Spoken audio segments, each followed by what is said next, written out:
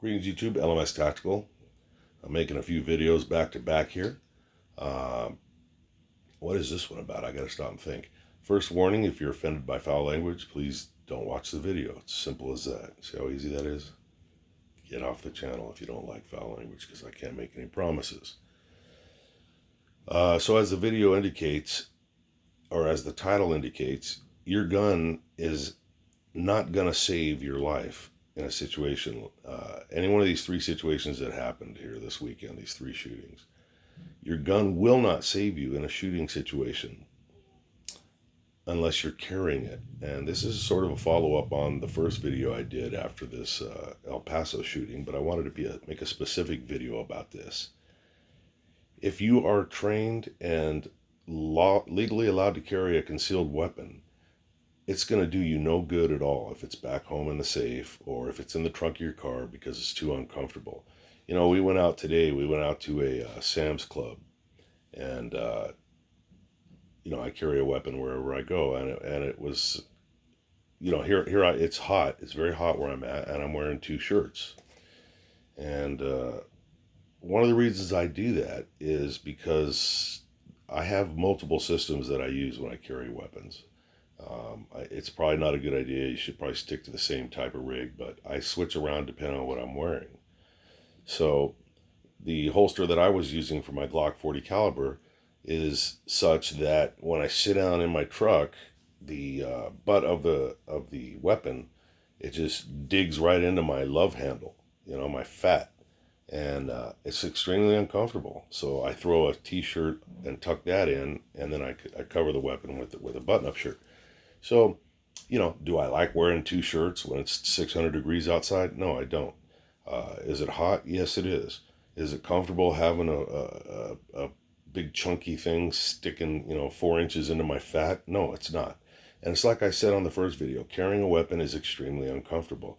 There's no comfortable way to do it, because if I want to make it comfortable, I wear it on my side, and then it prints and it shows through the shirt, and then I lose the element of surprise. So if you want to carry it properly, there's going to be some discomfort to it. I don't have the body of a Navy SEAL or one of these guys that can, do acrobats and somersaults with a weapon on and, come up looking great and everything's in place. I'm like a sack of meat that got melted down and float over a freaking skeleton. So that's what happens when you get older sometimes, unless you're more motivated than I am. So the point is, if you exchange comfort for safety, don't complain when you're standing there with your thumb up your ass and you're watching everybody get killed and you end up getting killed, because that's what's going to happen. Murphy's Law says that if your gun is in the fucking car, you're going to need it.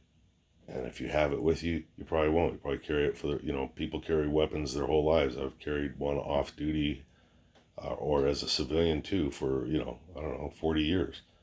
And I have had to pull it twice, but I've never had to drop the hammer as a civilian. Knock on wood. But the point is, I'm sure that if I don't have it with me, a story comes to mind. I've told it on videos in the past. When I was a cop in LA, there was a Los Angeles County Sheriff's deputy, two of them, husband and wife, both armed, off duty. They went to her sister-in-law, I think's nail salon. She owned one. And, it gets hot out there. It was in the Inland Empire, somewhere around Cucamonga or Pomona or something. And if memory serves me right, they were in there visiting the sister-in-law. They were just stopping by for a second. It was hot. Hey, we'll leave our guns in the car, because what the hell, we're just going in to say hi. And of course, a couple of guys come in to rob the place. They find the badge when they're going through the wallets, they find the husband's badge, blow his brains out right next to his wife. And I remember that the guy basically told the female, he said, "You're lucky you're a bitch, because I don't shoot bitches." But, something to that effect. Now, they had perfectly functional weapons, 60 feet away in the trunk of their car that were nice and cold and were doing them no good. I'm so sorry that they died. I think that was terrible.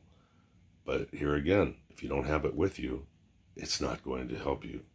A lot of people were wondering where all the armed people were in Texas. You know what? Who knows? I don't know the details of that particular Walmart or wherever the hell it is over there in El Paso, but I'd be willing to bet there's a sticker on the door, because that is a democratic city, and I'll bet you there's a sticker on the door that says no firearms allowed. Now, every now and again, you do see that. You'll go to the mall, you'll go to places where it says there's, no firearms allowed. Now, there's probably never been a bad guy in the history of bad guys, in the history of mass shootings, that ever was walking in to kill somebody and thought, you know what? I didn't realize there was a sticker here that said no guns allowed. So he turned around and went home. That's those kind of things, those liberal stickers that keep guns out of their places of business. All that does is work in favor of the bad guy. So, am I telling you that you should carry a weapon in a place that says no weapons allowed? Let you figure that out. You do what you're going to do. But I'm not going to give my life up because somebody too stupid to fucking, not put one of those goddamn stickers on the door or sign. That's just me. But, yeah. So, carry your weapons. Keep them cleaned. Keep them functional. If you're not shooting at least once every month, you're really selling yourself short. Shooting is a perishable skill. And if you don't shoot, you get really shitty at it. And when you're shooting at a target that's shooting back at you, and then you add innocent people around, that's a recipe for some really bad fucking outcomes. So take this shit serious. Be prepared to be uncomfortable for the rest of your life. And, it's how bad do you want your freedom? How bad do you want to protect your family? How bad do you want to protect your life?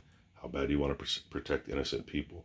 If you're looking for comfort, you know what, man? I don't have an answer for you. Because if you went in there without a weapon and you're wearing your shorts and your flip-flops and being comfortable, you'll be more comfortable than me. But if you got a sucking chest wound, you're probably not going to be too comfortable. It's just what I'm saying. So anyways, I hope that makes sense to you. I hope you liked the video. And if you did, give it a thumbs up and leave a comment and share the video, please. In the meantime, stay safe. LMS Tactical. I'm out.